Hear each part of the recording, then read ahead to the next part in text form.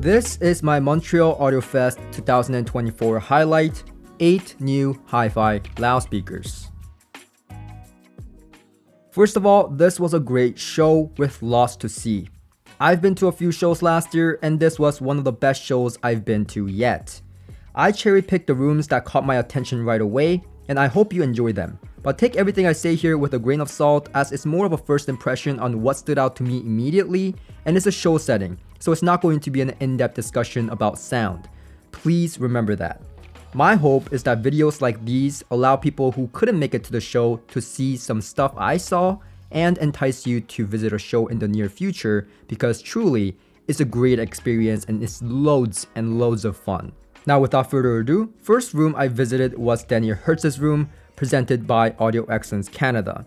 Now Daniel Hertz is a brand that Mark Levinson, that we all know, and if you don't know Mark Levinson, just Google him. He's designed multiple stuff, recordings and so on. So the legend is behind this brand, and this was one of the most interesting rooms as well in terms of technology, claiming to be the only digital music playback that sounds like pure analog using a powerful chip with a special algorithm. I can already see the pure analog audiophiles commenting away in the comment section. There's no such a thing, no digital playback allowed in this house. Thankfully, the Daniel Hertz's system does much more than that. First of all, the speakers you see here are the Chiara loudspeakers, and there is no crossover in them. Everything including the crossover and the phase alignment is done within the very simplistic looking Maria 800 here. And if you look at the back, they are in a bi-amped configuration as the Maria 800 is a 4-channel amplifier that is meant to be bi-amped to the Chiara. This system is doing a lot of things and doing it in a quite different way. And naturally, there is quite a bit of skepticism involved in a design like this, but it's also because it's also claiming health benefits in their recently approved patent. Definitely needs a closer inspection on that claim, but if it checks out, that's pretty revolutionary. As for the sound, it was simply one of the best at the show, no question. What stood out to me was the demo presented by Adrian, showcasing piano and drums, which are one of the hardest instruments to convey with similar weight, impact, and realism I find, but the system absolutely did it with ease and one of the most flawless delivery I've seen at any show with those instruments.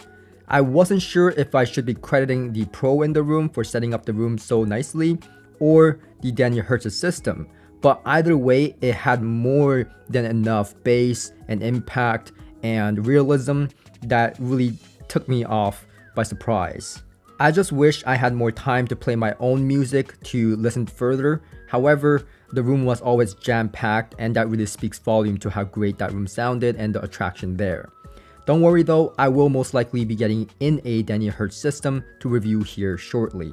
Next was the PS Audio room with their Aspen FR10, which features a 2.5-inch planar magnetic tweeter, 8-inch planar magnetic ribbons for the mid-range, and 2 6.5-inch woofers for the bass. It also has 3 passive radiators per side on the back that I didn't film, so here's a picture from their website.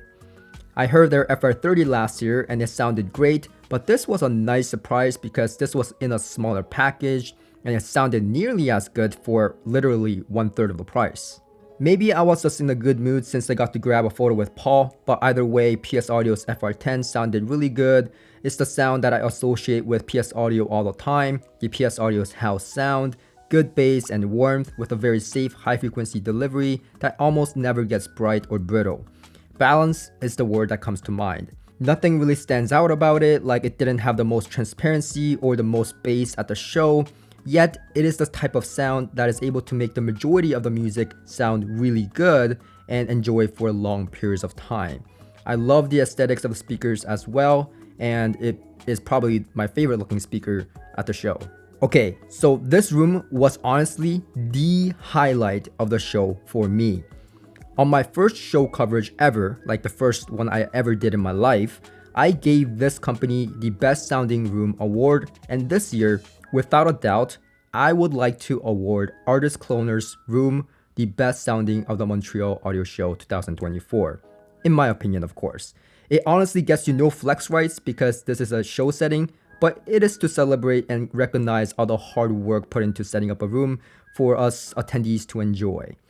Now, anyways, this company, Artist Cloner, where do I start? The speakers are new and they're called the Mechanica and have some real interesting design choices with the whole steampunk theme.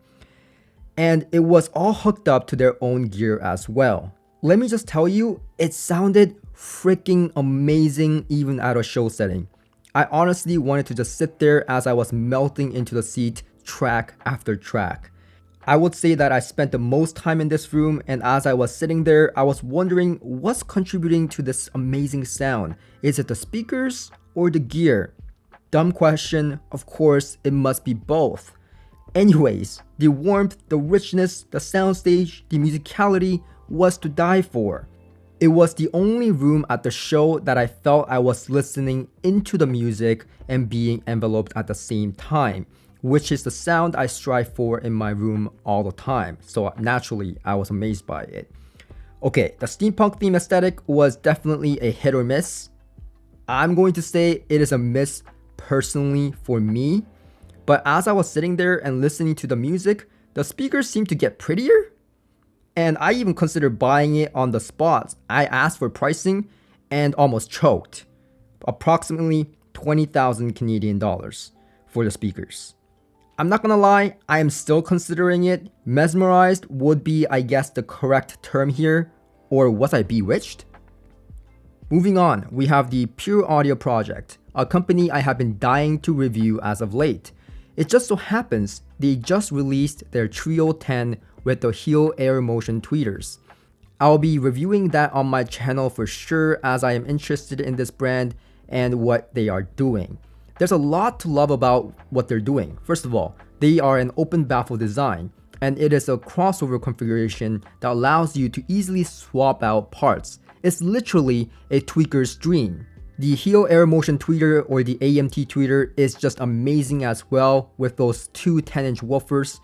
Sound itself was pretty good in the room, driven by the Billy Amp Mark II we all know very well.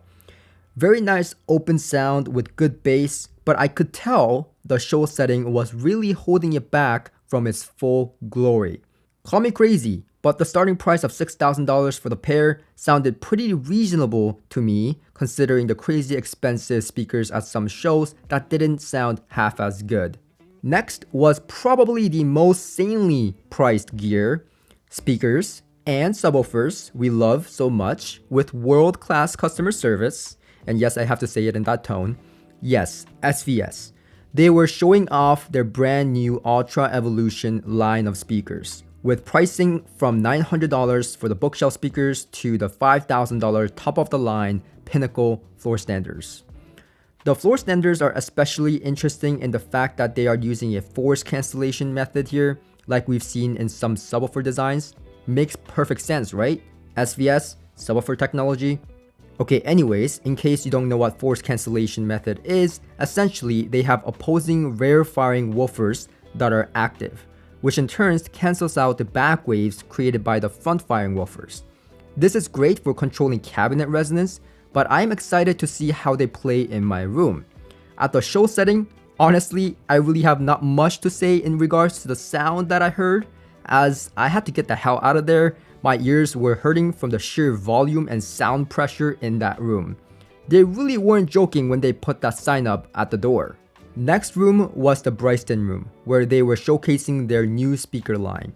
Now, we all know Bryston as the proud Canadian amplifier company with background in pro audio as well as in studios. But for those of you that didn't know, they have been bought by owner of Axiom Audio, who is a proud Canadian speaker manufacturer in Muskoka. I visited them a few years back and I did a full coverage. Now, they have collaborated in the past and worked closely together, so it makes perfect sense that Axiom Audio took over Bryston. And that's essentially how these speakers were born. You can tell the resemblance of the technology with the double tweeter for the better power handling and lower distortion. That's a signature engineering style seen in Axiom Audio loudspeakers as well. Now, they are doing some really interesting things with these speakers though. First of all, their crossovers are a modular design. So this is not only to help further future-proof the crossover design itself, but also it allows you to change back and forth between a passive or an active crossover. A brilliant design choice in my opinion, and I think the main theme I saw throughout the show is really how many companies are making things more modular so that the user has a more flexible experience. The sound was truly remarkable. It was a very balanced and nuanced sound with incredible extension and bass control, great soundstage and imagery, easily top 5 of the best sounding rooms, and I heard a few people just gasp and go, "Whoa, that's amazing!" And truly, some tracks really hit home run in this room. Even at a show setting, I was able to tell that this was a speaker line that easily matched up to the fame and reputation of their Bryston amplifiers. Next was the TAD room. I'm a big fan of TAD, and it is another company with a strong background in the studio world. Also, for those of you that didn't know, they are the luxury branch of Pioneer, much like Lexus is to a Toyota. Now, this room was showcasing their floor standards, the Grand Evolution 1 loudspeakers. These are new. Well, they showed it in Florida, but these are new in Canada. Maybe it was the huge room they were in, or maybe it was a system, but it sounded way better than when I heard their bookshelf Compact Evolution 1 loudspeakers back in Florida last year. It just had more nuance and scale. I learned that it was not just the new floor standards though, as they told me they have a new preamplifier in the chain, the TAD C1000. From personal experience, I know that a really good preamplifier can really further elevate a already great sounding system, and I think that's what was going on here, as honestly I fell in love with the TAD speakers all over again. But now I really have my eyes on their components as well. Ever since owning the Micro Evolution 1 loudspeakers myself, I am always intrigued by what TAD is doing, as it is one of the very few brands where their product sounds neutral, but it's never boring and truly brings the reference level of sound quality at the same time. It is easy to find speakers that elevate the high frequency or boost the bass to make the sound appear more interesting and engaging, but making a neutral, balanced sounding speaker equally as nuanced and detailed is something to be said. It is my personal belief that their coaxial driver design is state of the art and one of the best in this industry, as I find that locked-in imaging and incredible phase coherency play a large role in making these loudspeakers have that edge of being entertaining, even though the sound is very, very balanced. The last room with a new product I had to briefly cover because of its amazing value was the Q Acoustic room, showcasing their new floor standard 550 in their more affordable lineups, being driven by the Norma integrated amplifier, which I find to be a really nice pairing. Now, this is one of those few times where I'd say flagship and affordable in the same sentence, because these floor standards are $2,000 for the pair.